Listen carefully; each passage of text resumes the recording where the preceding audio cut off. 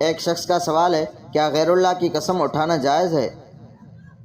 اچھا بھائی، یہ بات آپ ذہن میں رکھو کہ غیر اللہ کی قسم اٹھانا جائز نہیں ہے۔ مسلمان کیا کرتے ہیں، کبھی کسی بزرگ کی، کبھی کسی پیر کی قسم اٹھا لیتے ہیں۔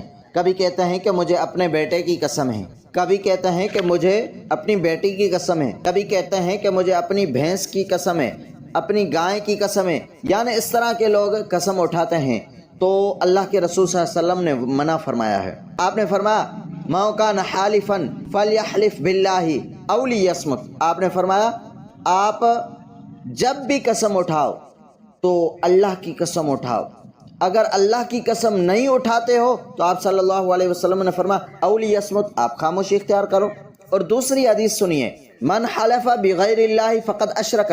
محبوب مصطفیٰ نے فرمایا اگر کسی شخص نے اللہ کے سوا کسی اور کی قسم اٹھائی تو آپ نے فرمایا فقد اشرک، اس نے شرک کیا۔ تو میرے بھائیو، ہم جب کسی اور کی قسم اٹھائیں گے، پیر، فقیر، بزرگ، ملا اور مولوی اور اپنے بیٹے اور بیٹی یا اس طرح کے لوگ جس طرح قسم اٹھاتے ہیں، تو اگر اٹھائیں گے تو فقد اشرک، تو ہم نے ایسا سمجھو کہ شرک کیا، تو یہ شرک کبھی نہیں معاف ہوگا۔ اسی لیے جب بھی ہم قسم اٹھائیں تو اللہ رب العزت کی قسم اٹھائیں۔